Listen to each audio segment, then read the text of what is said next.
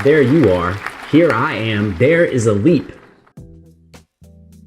Is there any question what time it is?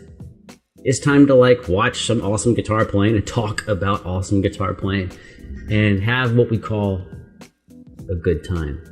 Now, some of you may be thinking, this isn't a good time. Well, then you're on the, you know, like wrong video. Or maybe if you're not having a good time, like that's just your opinion, man. Anyways, nothing to say. Oh, you got the Rubik's Cube in the background. I still have not done the Brain Gym where he solves Rubik's Cube and plays the guitar.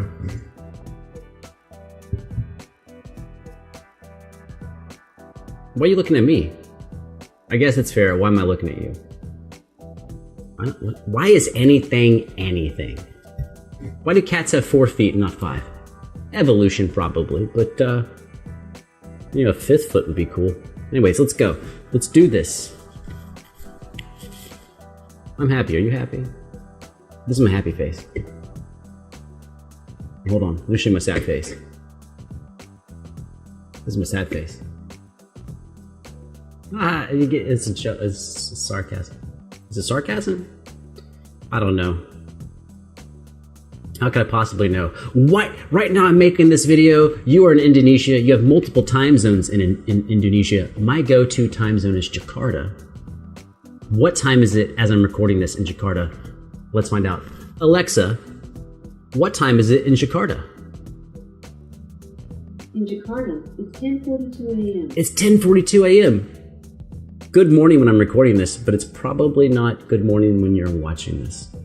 Now, let's go.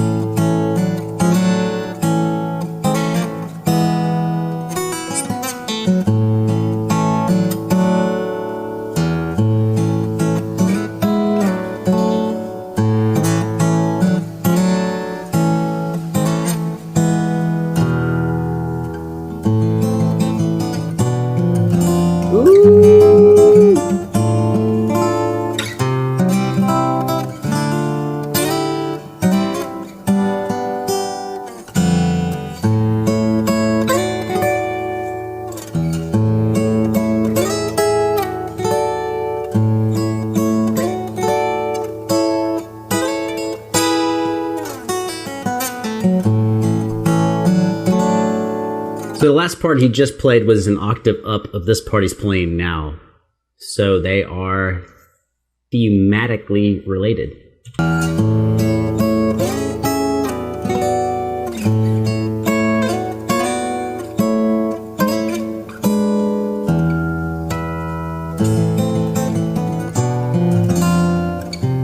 That section is dope.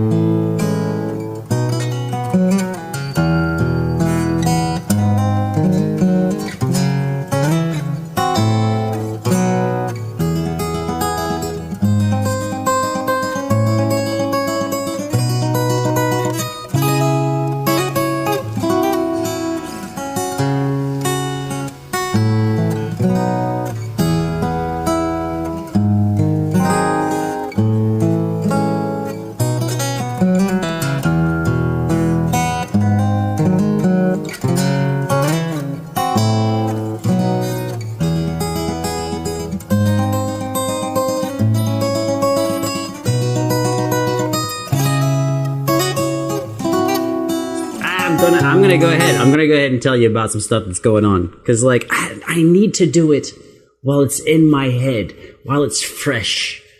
You know, so some people are like, "Why are you stopping in the middle?"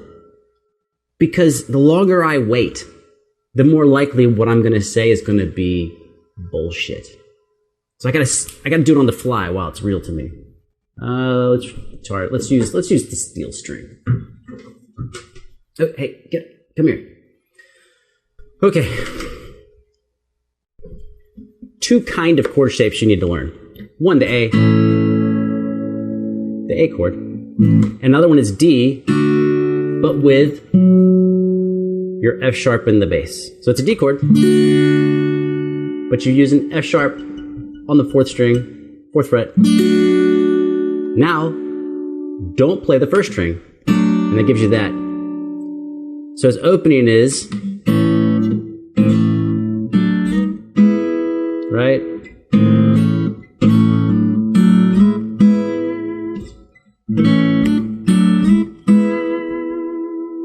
And that's where that thing comes from. And that's really common. It's in lots of R&B music. It's also in pop country rock. So you could play like this.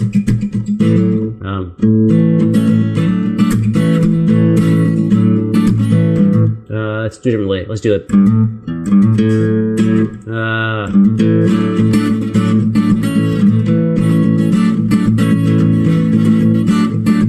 You can do it that way too.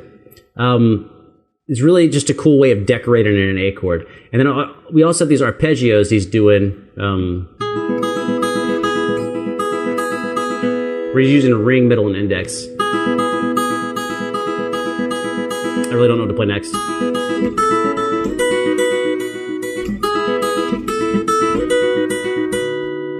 It's also pretty fast if you use thumb, index, and middle.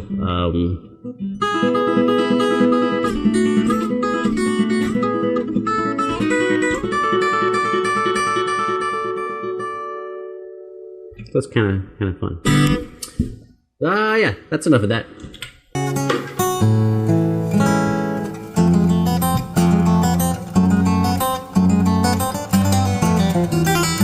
Ooh, that is classical playing.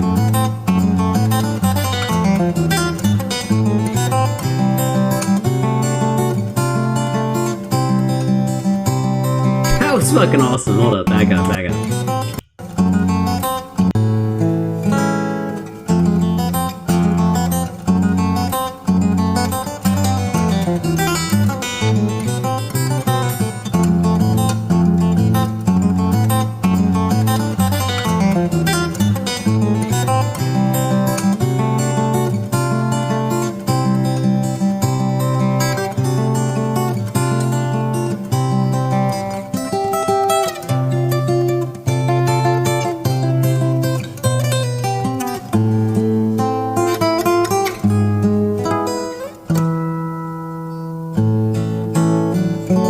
There's that opening on the A major chord.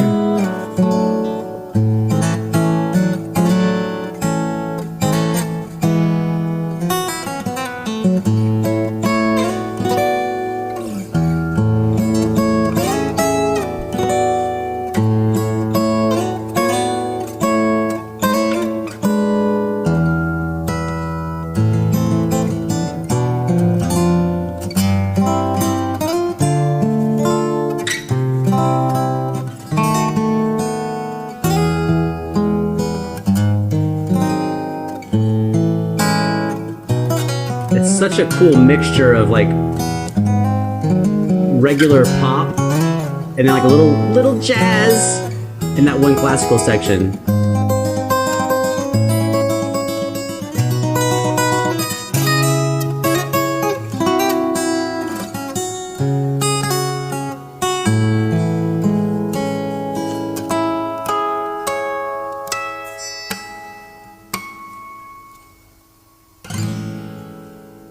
That's the A major 7 chord.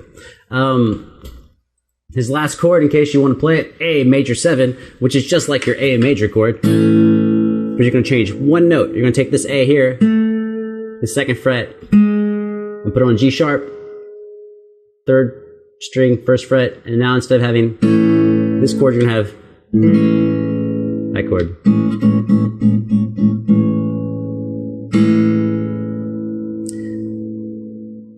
Okay, let's pretend you're asking me a question, because there's a question that comes up a lot with some of these. The specifically this part, I think I would get the most questions about.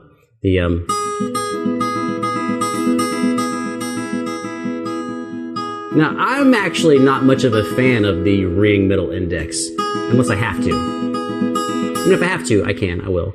But I'd rather use these three. My Ninja Turtle hand, thumb, index, middle, if I can. Unless I had to do like 3 fingers with the bass, which he was doing, so like.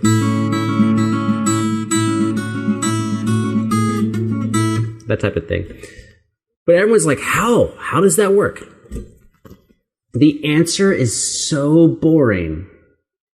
But that's how you know it's right, is because it's not complicated. Because believe it or not, things cannot be complicated. They have to be simple and then drilled to perfection. So it's really as simple as you don't even need a left hand. You just pluck the strings in a row.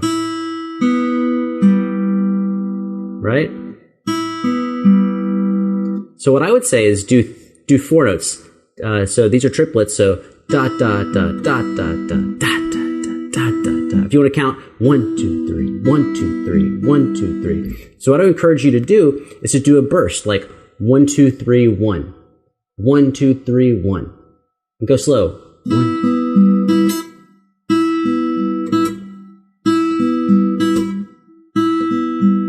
Then double the length. 1, 2, 3, 1, 2, 3, 1.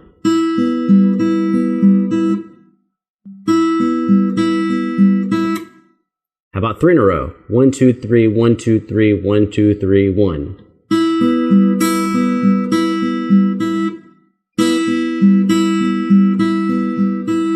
And you can also hear I'm bringing my fingers down and stopping the strings. How about 4 in a row? 1, 2, 3, 1, 2, 3, 1, 2, 3, 1, 2, 3, 1. Now, once you have, say, 4 in a row, you can try going a little faster. Faster. Think of it as the equivalent as when you run, you have walking, jogging, sprinting. And you would train the same way. The idea is, once you have a good foundation, you can walk forever. Just do this all day. I mean, this speed we'd play for hours. No problem. A jog would be a little faster. We could do this for a really long time. Almost as long as we could walk for. Almost as long. And then the sprint. That would be a much shorter amount of time that you can do it for. And the idea is always have your rhythm even. And something I've never told you on the channel, never come up before, I'm pretty sure it's never come up, is how to think of your notes. My favorite example is from my passed away mentor, who lived to the ripe old age of 78 and developed many guitar programs here in the state of Georgia. Started them, he founded them. He said, think about your notes. He said a lot of awesome things, but think about your notes as diamonds on a necklace. For example, if you had a necklace that was $2 million and it had, say, 60 diamonds. If one of those diamonds is busted, that necklace is not worth $20 million anymore. It's just not worth that money. So in order to have the highest value to your audience and the highest expressivity to your audience, each gem on your diamond, on your necklace or your bracelet, each one needs to be shiny and polished. And what a lot of players do is because they try to be so shiny, so vibrant, they end up breaking one of the diamonds. And in their head, they go, who cares? I had 20 diamonds, one of them broke. But no, that's a bad way to think about it. The way to think about it is I'm constructing an entire string of diamonds. And if I break any of those diamonds, the entire necklace is almost worthless. That's what he said.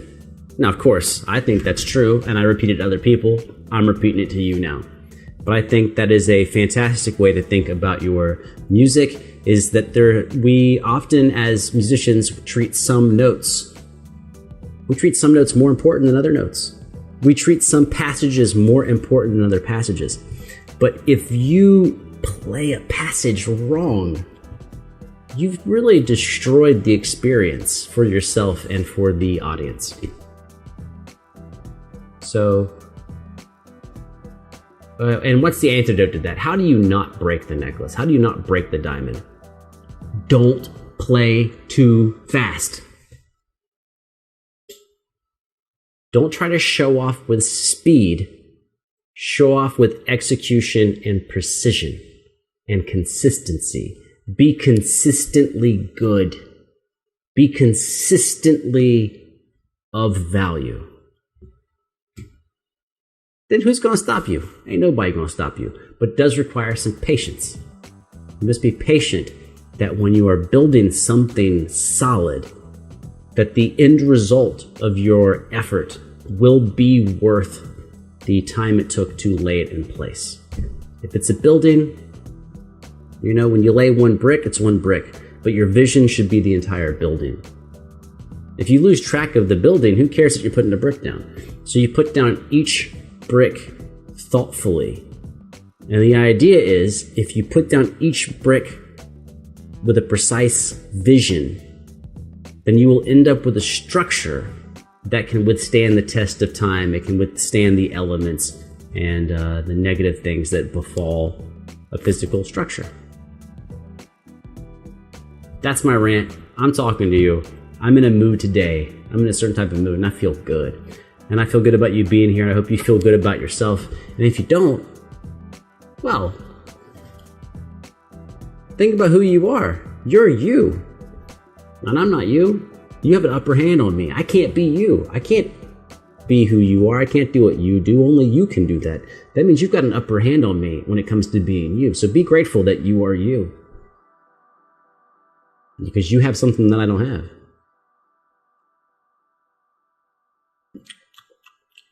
Food for thought. I'm out.